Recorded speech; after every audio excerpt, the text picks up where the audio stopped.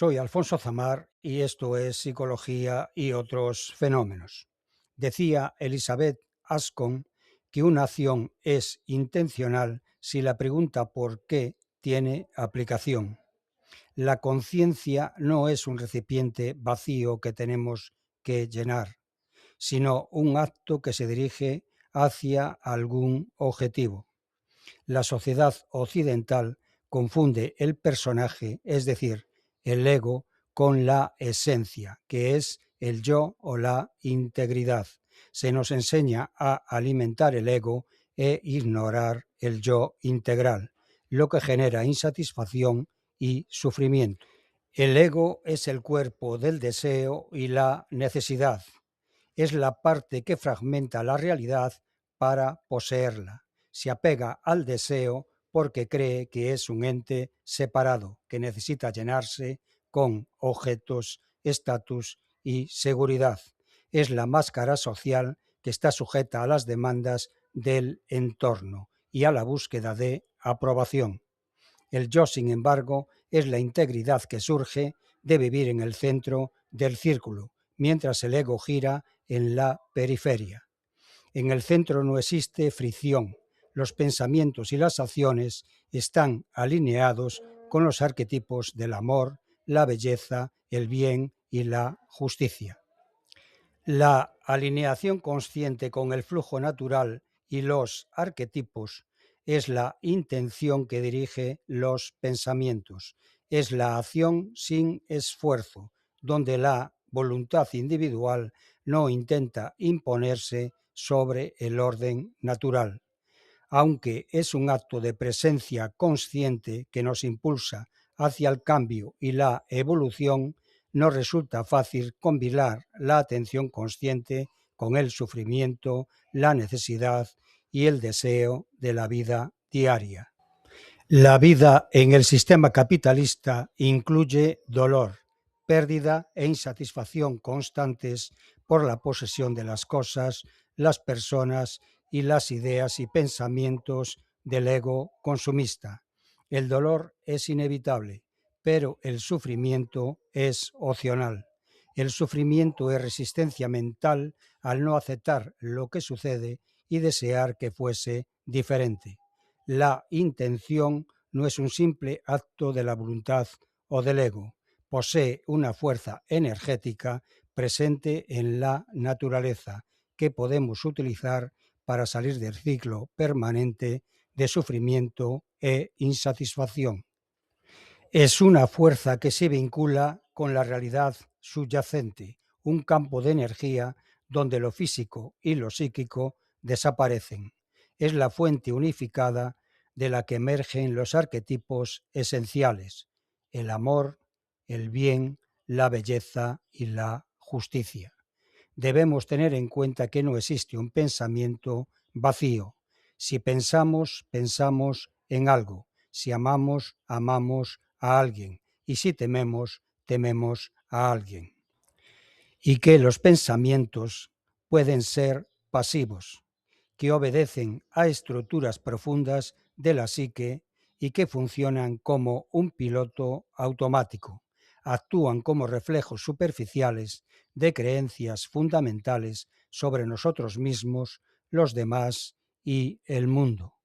Están sostenidos por esquemas cognitivos establecidos a menudo en etapas tempranas de nuestra vida y obedecen a nuestra historia acumulada.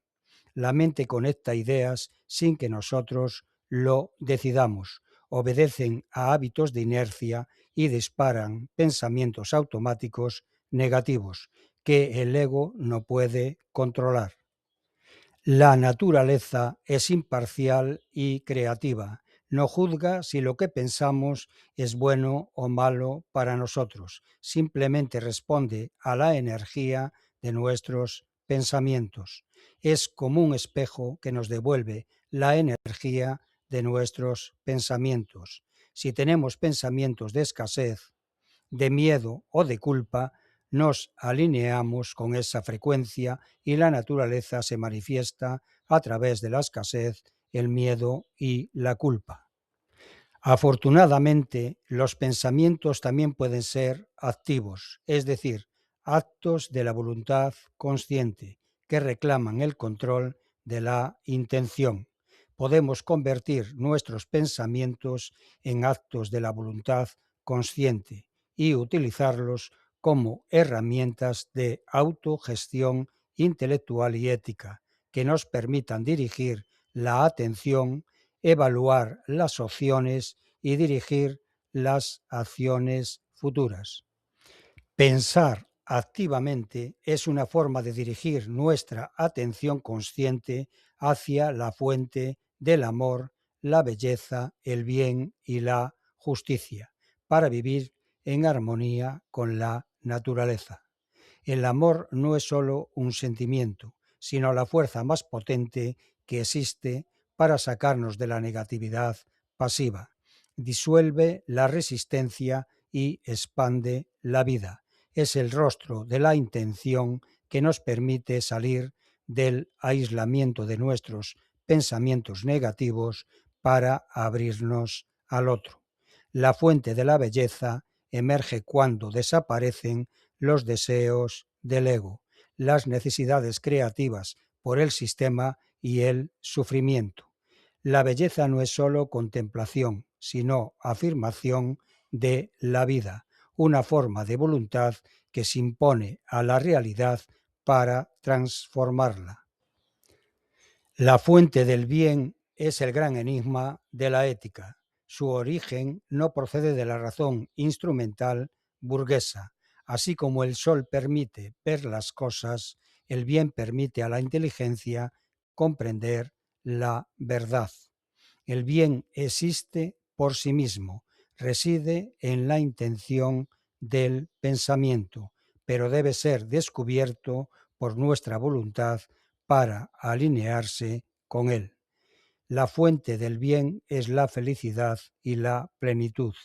El bien es la afirmación de la voluntad creadora que eleva la vida misma, un acto de creatividad que se eleva por encima de la discordia. En definitiva, es el estado psicofisiológico donde la voluntad se desborda y proyecta su plenitud sobre las cosas, haciéndolas parecer bellas. La fuente de la justicia es la autonomía de la voluntad. No emana de la ley burguesa capitalista, sino de la capacidad del pensamiento para dictarse a sí mismo normas que puedan aplicarse a todos por igual. Un pensamiento es justo cuando el amor gobierna a la voluntad y a los deseos. La justicia nace del pensamiento cuando éste se siente responsable ante la presencia del otro.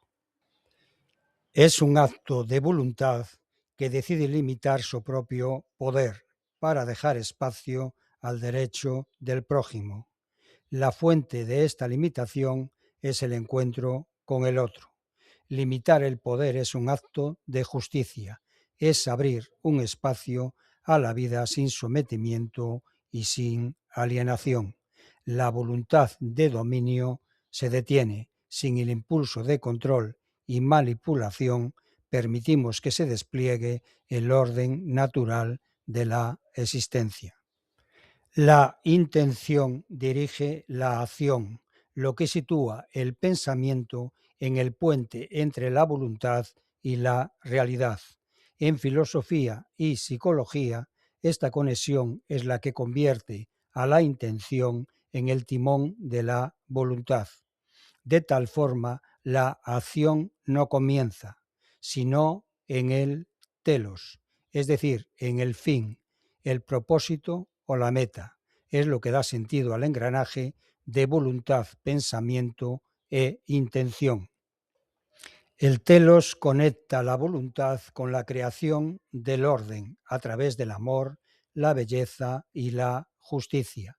Entender un objeto, un pensamiento o una persona solo es posible a través de su telos. Si la voluntad es el arco y la intención es el acto de apuntar, el telos es la diana. El telos no nos empuja desde el pasado, sino que nos atrae desde el futuro. Actuamos porque el fin, el amor, la belleza, el bien, la justicia y la paz ya viven en nuestro pensamiento como posibilidad que queremos realizar. El telos no es sólo un final cronológico, sino un estado del máximo desarrollo personal. Es la semilla del árbol, la voluntad creadora. Cuando nuestra voluntad limita su poder, su telos es la armonía. Sin un telos, la voluntad de poder es ciega y destructiva. Es puro impulso. El telos transforma la fuerza bruta en justicia y creatividad. En última instancia, el telos es lo que permite que el pensamiento deje de ser una simple reacción biológica para convertirse en un acto de la voluntad creativa. Cuando el propósito o fin último se vuelve consciente, el pensamiento deja de ser una marioneta de la discordia para convertirse en un acto de la voluntad selectivo. Funciona como un filtro biológico y mental. La entelequía es tener el fin dentro de uno mismo. La voluntad no es lo que deseamos, sino aquello en lo que queremos convertirnos. Es decir, nuestro telos es el estado en el que hemos alcanzado nuestra plenitud. Es dejar de intentar ser para ser en el acto mismo, de tal forma que el propósito ya está operando en nuestro pensamiento actual. Ya no es potencia, es acto. Si nuestra voluntad es ser justo y buscar la justicia, la entelequía es el momento en el que nuestro pensamiento ya es justo antes de realizar el acto. Es decir, el fin habita en el medio.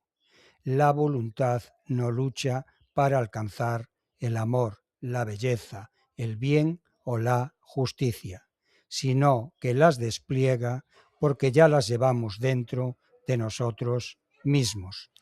La clave está en el engranaje de la voluntad, el pensamiento y la intención, que es la forma que damos a nuestra energía vital. Al definir un telos claro, nuestra voluntad deja de ser un deseo vago y se convierte en una fuerza organizada que ya contiene el resultado final de la intención. La elevación de la vida no es un premio al final del camino, sino el proceso mismo de actuar con propósito. Cuando un acto de la voluntad está alineado con el telos a través de la intención, experimentamos la satisfacción inmediata. La entelequía es cuando nuestra voluntad, nuestro pensamiento y nuestra acción se funden en una sola unidad de sentido a través de la intención.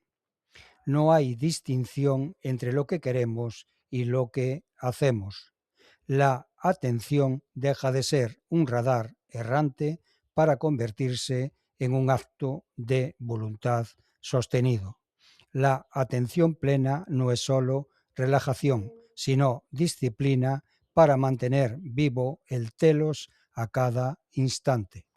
Normalmente sentimos el propósito como algo lejano.